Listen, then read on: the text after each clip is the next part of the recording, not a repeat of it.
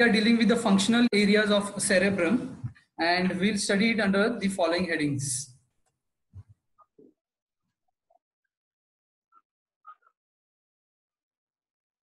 The types of functional areas we are going to see, and the different functional areas in those different lobes: frontal, parietal, temporal and occipital, and finally we'll go with the applied aspects. So as I said before, I want your chat box to be open so that I will ask you some questions and you can reply with answers.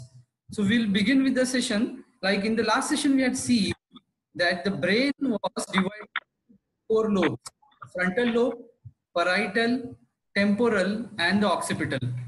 And it had the following surfaces. The surface which had convexity and was known as superolateral surface. The next surface which we did was the medial surface.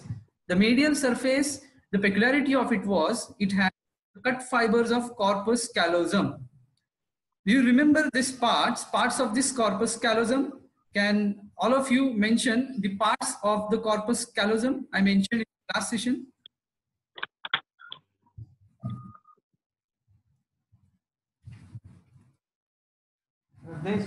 Unmute yourself.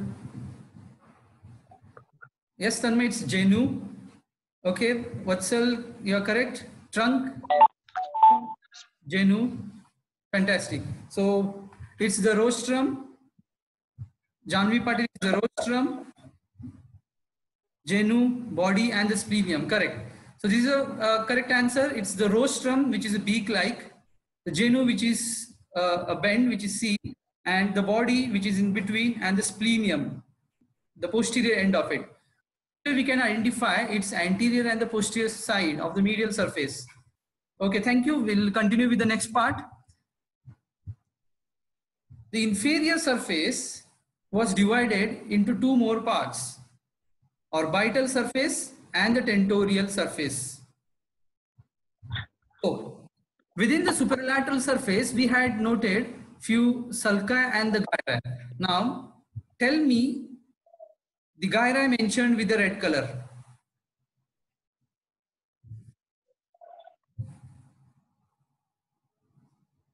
My next question is, tell me about the gyri mentioned in the red color. Name of the gyri which is mentioned in the red color. Fantastic. It's precentral gyrus. Okay, correct. It's the precentral gyrus. Okay, this precentral gyrus was concerned with the motor activities. Likewise, so this is a precentral. So right here, it's the central sulcus. So gyrus behind this is known as the one which is marked with the yellow. Post-central Ashleisha, correct. It's a post-central gyrus. The one which is the yellow, it's the post-central gyrus. Fantastic. The many are giving the answers very correctly. Let us proceed further about a few sulci and the gyri which we know. So I will mark it with the highlight. I will highlight those areas. Now tell me about this gyrus, the one which I have marked with the yellow color right now.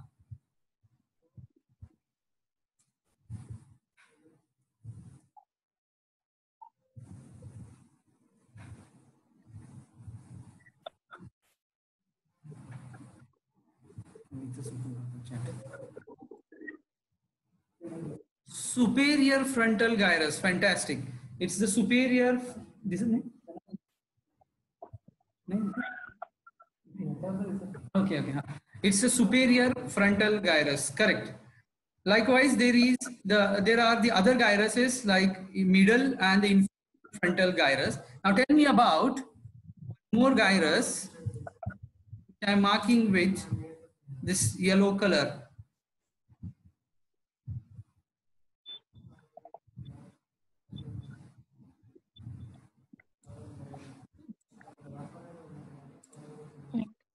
Seriously.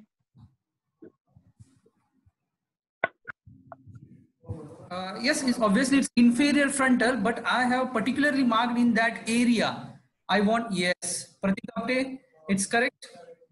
Pars triangularis. Very good. Sujit, Arush. Pars triangularis. Somebody.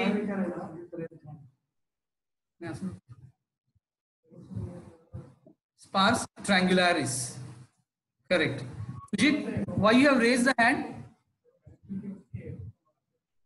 Unmute yourself and ask.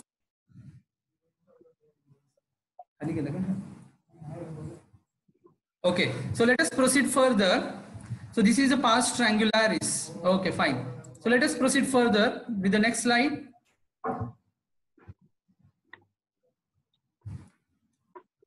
Okay. Now in this picture, this is the medial surface, the one which is marked with the red. Now identify the structure which is marked with the red.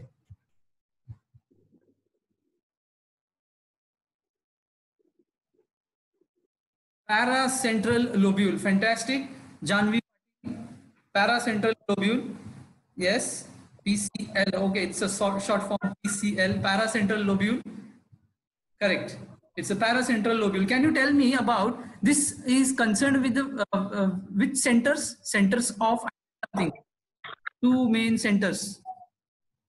Yeah, obviously it's a motor, and particularly the paracentral lobule has some centers there. Center of micturition and defecation. Vatsal, yeah, it's micturition and defecation. So this area, paracentral lobule, is concerned with the center of micturition and defecation. Now tell me about this region. This gyrus.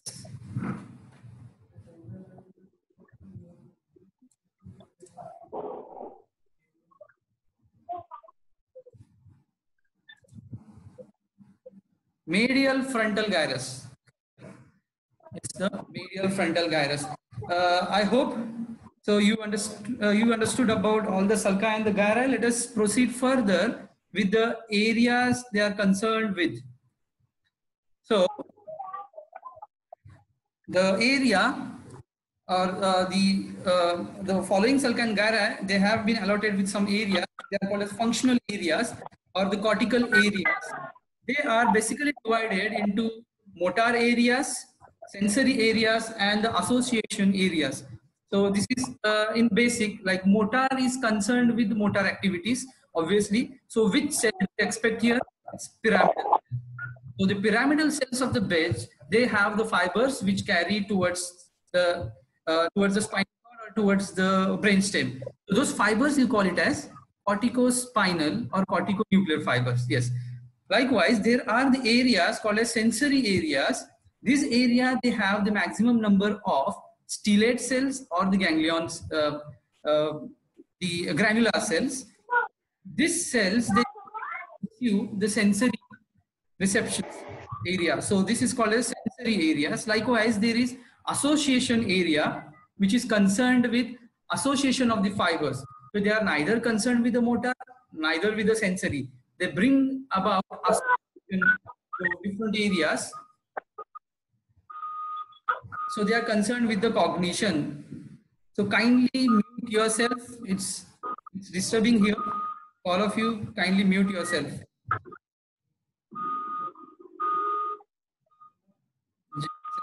There is a disturbance.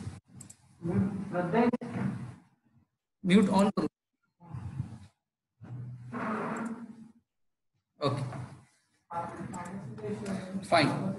So I was talking about this major areas, cortical areas, sensory areas, and the association areas. Now let us proceed further that these areas were classified by Brodmann, and he has classified into the different areas and have named them with the numbers. There are, according to the new Brodmann's classification, there are around 52 Brodmann areas. So in the books they have given around 47, but according to the new Brodmann area classification, it is 52 areas. We'll see in a detail about each of these areas. These areas, they are located in a particular sulci and the gyri. So beforehand, you should be thorough with the names of all those sulci and the gyri, and we'll continue with knowing the area and the function of this area. So basically what I'm going to teach today is where those areas are located in the cerebrum and what is the number of that area and what is the function of this area. So let us begin with the area which is present right in the front of the central sulcus. That's the area number 4. This area number 4 is also called as primary motor area. The location of it is precentral gyrus. So you know where the precentral gyrus is. The function of this is it controls voluntary motor activities of the opposite half of the body. So note this, it controls voluntary motor activities of opposite half of the body. It means this area is having some cells which are called pyramidal cells, and they control motor activity of the opposite side of the body. The area or the human body is represented in the brain in upside down manner, and the way it is represented is called as a inverted homunculus, and homunculus is like this. So this is how you look from your brain's perspective. The homunculus means it's a miniature human being having a large hand, large tongue, lips, and the face. What does it indicate? The larger hand, tongue, lip, and the face, it indicates that the larger skill are required to perform the movement in these areas. So they are occupying the larger area in the brain. It's not dependent upon the larger muscles. The larger the muscle, not the larger area in the brain. The larger the skillful movement, the larger the area occupancy in the brain. Note this. So the primary motor area, they are represented in the inverted homunculus manner, and the primary motor area, what I said in the precentral gyrus, it is represented in this manner. So the foot comes first, hip, trunk, arm, and face, tongue, and the larynx. So in this manner it is represented. Okay. Let us move further with the next area. So before I said that was the area number 4. Now let us move with the Brodmann area number 6, which is present just in front of primary motor area. So that name of this is premotor area. Premotor, it is in front of the motor. And the function of this is successful performance of skillful motor activities. Now which skillful motor activity you can think of? Now, to give example, let us consider driving a car. So while driving a car, you require to operate simultaneously on the steering wheel, on the clutch, on the accelerator, on the gear simultaneously. Is it possible to activate or is it possible to drive a car without a practice? No. So you need programming in your brain. So this programming, what is done by the premotor area. So before performing the action, the premotor area does the programming by its past experiences and help in the performance of that movement. So the premotor area is concerned with this. So the performance of skillful motor activities, any skillful motor activities, even doing a surgery, skillful activity, it requires the activation of this premotor area. It means that when the motor signal is sent to particular, for the performance of particular movement, then there are sensory receptor areas, areas which give the input to this premotor area saying that no, the activity which is performed is not correct. So it do the programming with this past experiences and helps in the performance of this motor activity. Okay, so this is about premotor area, Brodmann area number 6. Okay, the next area which is present just in front of this area number 6 is Brodmann area number 8. Exactly, it is located posterior to the middle frontal gyrus. I think you know where the middle frontal gyrus is. We know there are 3 frontal gyrus: superior, middle, and inferior. The area number 8 is located posterior to this middle frontal gyrus. The function of this is it controls voluntary scanning movement of the eye.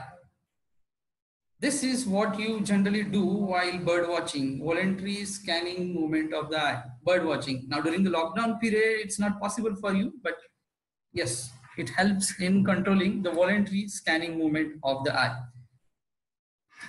One thing I forgot to tell you about, what happens if there is a lesion in the area number 4, as it controls the motor activity. If there is a lesion in the motor, in this region, there will be a paralysis of same side? No, of the opposite side. The lesion in the area number 4 will cause the paralysis in the opposite side. So it is called as a contralateral hemiplegia. Contralateral hemiplegia. Why opposite side? Because the fibers, they cross at the level of pyramids in the brain stem. In the middle oblongata, we have the pyramids.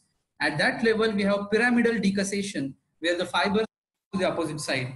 So it means my right hemisphere is controlling my left limbs. Yes. So the injury to this area will cause contralateral hemiplegia. Yes. Okay. Likewise, here the injury to this area, Brodmann area number 8, the voluntary scanning will be lost.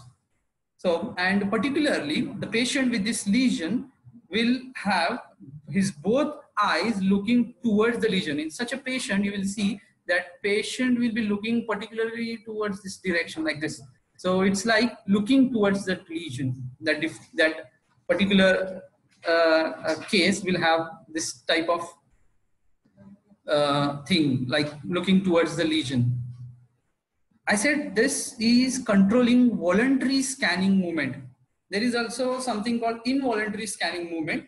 Involuntary is nothing but like when you're traveling by a train and you can see something passing by, your eye constantly scans it through that. That's an involuntary scanning movement. So that involuntary scanning movement is this area number 8 is not responsible for that. It's the visual cortex. Visual cortex is located in the occipital pole. Is located in the occipital pole. So the visual cortex is concerned with involuntary scanning movement of the eye. Okay. Next area, motor speech area of Broca's. So area number 44 and 45. So this area is located in pars triangularis and pars opercularis. Triangularis, you know, in the inferior frontal gyrus, we have pars triangularis and pars opercularis. And in this area is located in dominant hemisphere. Note this, it's in dominant hemisphere. What do you understand by dominant hemisphere? If you are right-handed, then your dominant hemisphere is left hemisphere. So the motor speech area of Broca's is located in left, in the maximum number of people who are right-handed, they have, it's on the left hemisphere. The left-handed individual, they have this area located in the right hemisphere. Okay, so the pars triangularis and pars opercularis of the dominant hemisphere is the location of the Broca's area. What this Broca's area is concerned with, it is responsible for production of expressive speech. So the Broca's area, it stimulates, so it is concerned with production of sound. What does the Broca's area do? It stimulates, and so it has to produce a sound. It means it has to stimulate the muscles which produces a sound. Yes. So the Broca's area stimulates motor area, area number 4. From the area number 4, the stimulus goes to the muscles of larynx, muscles of tongue, lip, soft palate, which are concerned with the speech.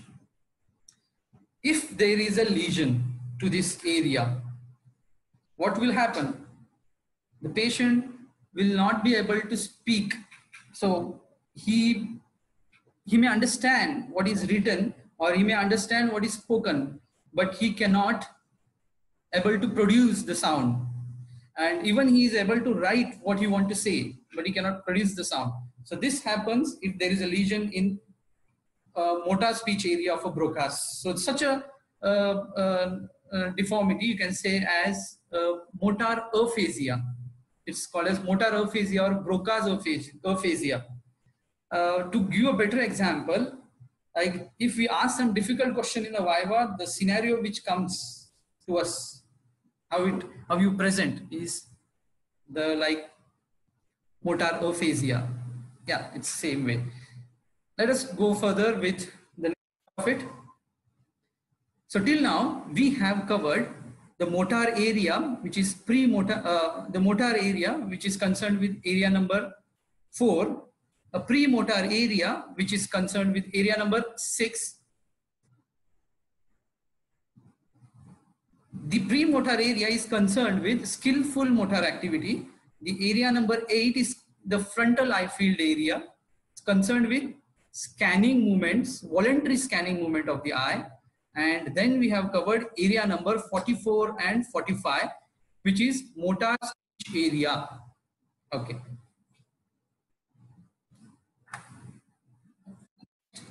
Prefrontal area. Prefrontal area is a Brodmann's area number 9 and the 10.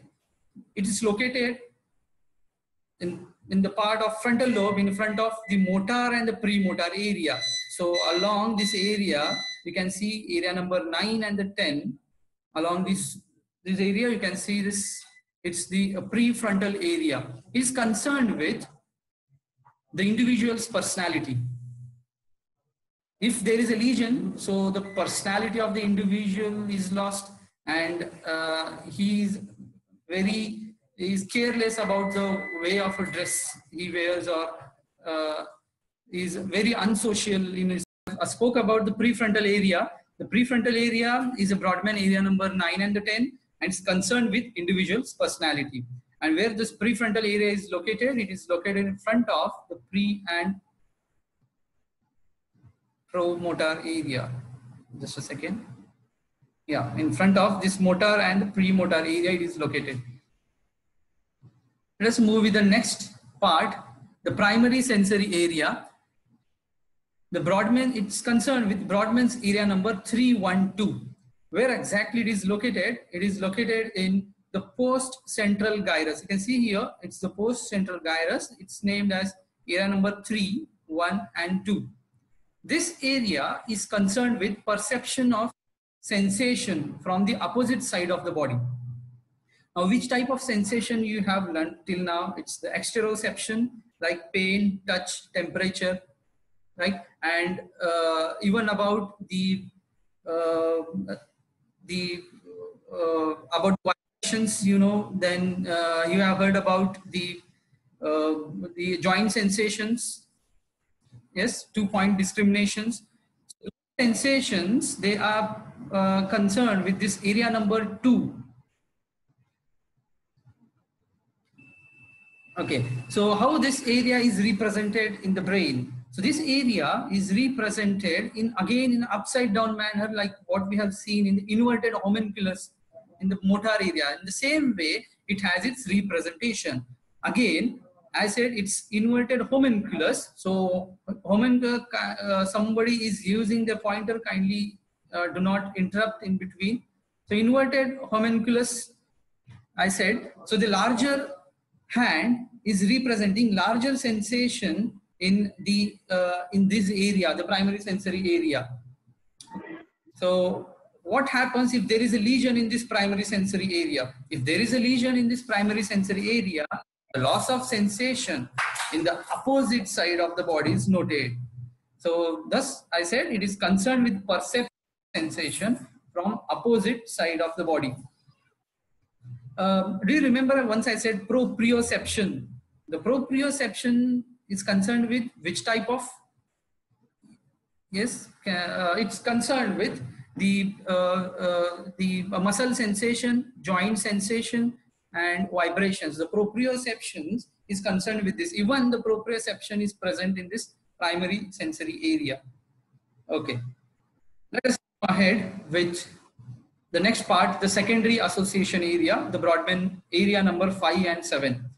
It's located in superior parietal lobule. So right here is the area number 5 and 7, and you know it's the superior parietal lobule. This area is concerned with perception of shape, size, and the texture of the object. That's the stereognosis. Stereognosis is the ability of the individual to understand about the shape, size, and the texture of the object with the closed eyes. If you keep particular a pen or the pencil in your hand, then you can identify even with the closing eye that this is a pencil or this is a pen. So that's the stereognosis. The sensory association area is concerned with the stereognosis. That means it's concerned with understanding of the shape, size, and the texture of this object. Okay. And it is located in number 5 and 7. Let us move further with the sensory speech area of Wernicke's. It's area number 39 and 40. Please note here that some book they have mentioned as area number 22. And for your kind information, let me tell you it's 39 and 40 is in association with the area number 22. So this is in a continuity.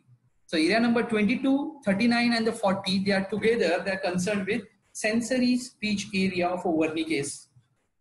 So where this is located, it's located in angular gyrus, it's located in supramarginal gyrus of dominant hemisphere. Whenever I say about the speech, it's in dominant hemisphere. So for the right-handed person, it is left hemisphere.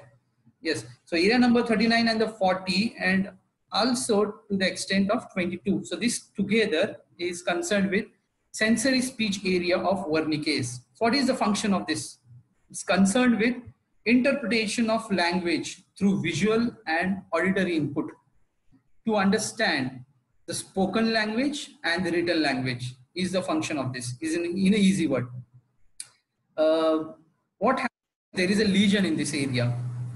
If there is a lesion in the Wernicke's area, the patient is not able to understand what is spoken or what is written in the book. He cannot understand, but he can speak fluently, but it does not have any relevance with the talk. So it's like मैं क्या बोल रहा हूँ, तू क्या बोल रहा है, it's like different. So the sensory speech area of the Wernicke is concerned with interpretation of the language through visual and the auditory input. Again, I think this happens in the Viva. When we ask question, you answer some different. So that's called as sensory aphasia. Sensory aphasia, also called as a Wernicke's aphasia. So what do you expect here? Is there a fluency in the speech? Yes, there is a fluency because Broca's area is intact. He can produce the sound, but he cannot understand what is spoken, what is written. Yes. So he speaks whatever he knows regarding that. That's the sensory speech area of Wernicke's. Let us move ahead with the next part. Just a second. Sensory association. Oh, I done this. Yes, primary auditory area. The primary auditory area is number 41 and 42. And it's located in the superior surface of superior temporal gyrus, also called as Hessel's gyrus. And where this, in the last session, I forgot to tell you about the Hessel's gyrus. Where this Hessel's gyrus is located is, it is located along this posterior ramus. If you lift this area, inside you have seen there is a insular cortex. But on the superior surface of this superior temporal gyrus, there are two more rami, sulci. So those along the sulci are the location of the primary auditory area, area number 41 and 42. Okay. Now this area is concerned with perception of auditory impressions like loudness, quality, and the pitch of sound. And it has a bilateral innervation. So whenever there is a injury to this area of one side, there will be the difficulty in hearing, but not profound. There is difficult to some extent. As compared to the right, there will be more difficulty in hearing on the left side. So that may happen if there is a lesion, but if there is a bilateral lesion, there will be a cortical deafness. So the cortical deafness is seen when there is a bilateral injury. So where do you expect the signals are coming to this? So the signals for this, they are coming from the inner ear. Yeah, inner ear has the cochlea and the organ of Corti. From there, they send the nerve fibers, which comes to the one geniculate body. It's the medial geniculate body. Medial geniculate body. Remember this. This medial geniculate body is a part of the diencephalon, and this medial geniculate body is concerned with auditory pathway. So it has the auditory rays which it carries, and if there is a lesion, there will be a cortical deafness. So bilateral lesion causes cortical deafness of this. And to remember this, the medial geniculate, M for music. The M is concerned with auditory area, music. Yes. So I was talking about primary auditory area. 85. Okay. So it's Brodmann's area number 41 and 42. Where it is located? It is exactly located on the surface of superior temporal gyrus. That's the Hazel's gyrus. As I said before, it's concerned with the perception of auditory impressions, loudness, quality, and the pitch of sound. And I said about one deafness, that's the cortical deafness. Now open your chat box. Now tell me about when the cortical deafness will happen. Open your chat box and tell me about when the cortical deafness will happen.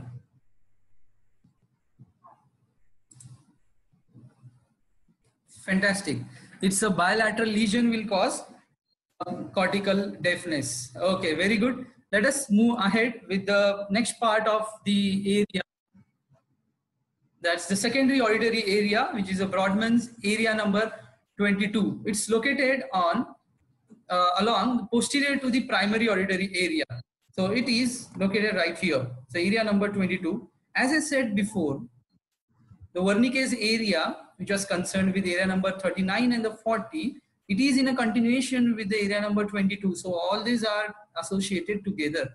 So do not get confused whether some books they give about the mention about area number 22 as a Wernicke's, and again I say that it's the secondary auditory area, but there are different schools of thought regarding this as they are associated together. So let us consider it in a same manner. What does the secondary auditory area is concerned with? It's concerned with interpretation of the sound heard.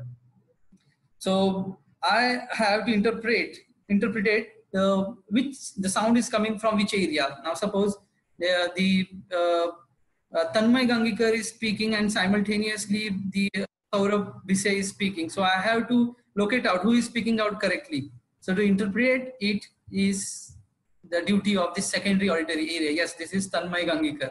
So that's the Brodmann area number 22 is concerned with. Okay, let us move further with primary visual area. The primary visual area is the area number 17. And it is located along this posterior calcarine sulcus. Do you remember my last session when I said posterior part of this post-calcarine sulcus is included in which type of sulcus? Write down in your comment box, chat box.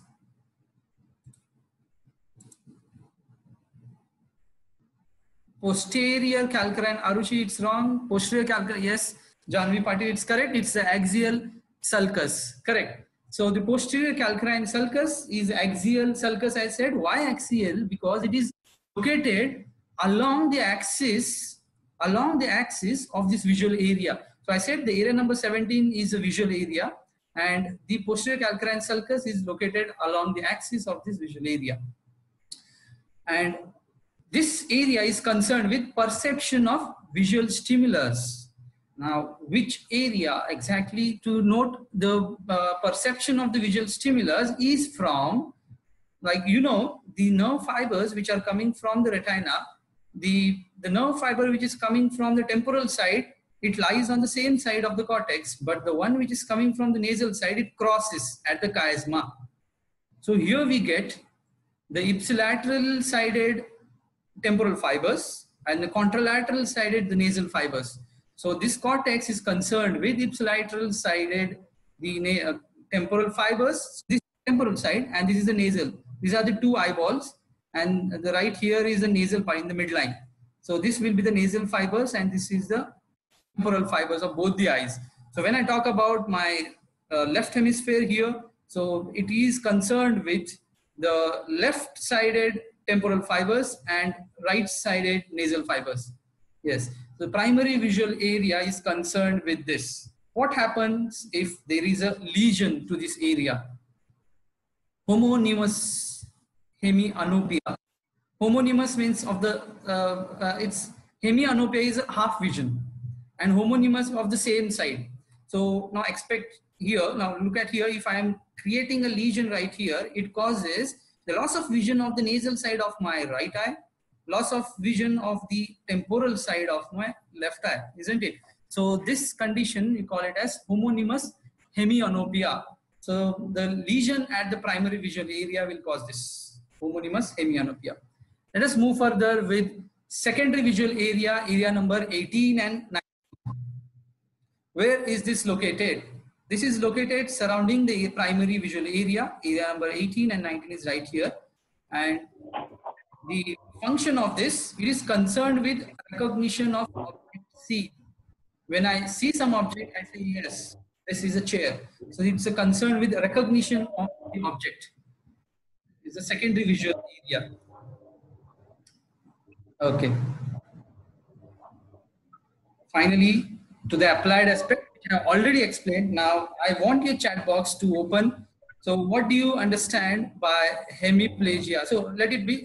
It's the hemiplegia is the in the contralateral hemiplegia will be seen if there is a lesion in which area. Just answer this.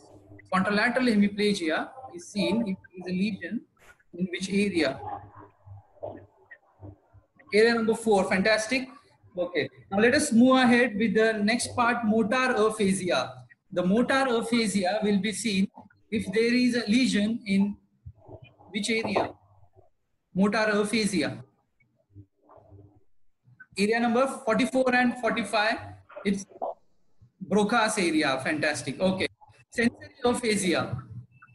Sensory aphasia will be seen if there is a lesion in, name the area, not the number, name the area, Wernicke's area. Yes, it's a Wernicke's area. And what will happen if both the areas are lost? Sensory as well as the motor. It's a global aphasia. So the global aphasia is the next part. The global aphasia will happen if there is a lesion in Wernicke's as well as Broca's motor area. Okay. Cortical deafness, I already asked you about. Word deafness. The word deafness is the inability to interpret the meaning of the sound heard. Now, where do you expect this? Word deafness will be noted if there is a lesion in the association area, secondary auditory area. Okay, so there you will note the word deafness. Okay, and what about the homonymous hemianopia? Homonymous hemianopia will be seen if there is a lesion in a fantastic, it's area number 17, which is called as a primary visual area. Very good. Thank you for the answers. We'll stop with the sessions. That's all regarding the functional areas today. After a few minutes, after 11 o'clock, take a break for 5 to 10 minutes. We'll start with the session right at 11 o'clock. The next session is concerned with white matter of the cerebrum. It's part first of the white matter of the cerebrum. Thank you all.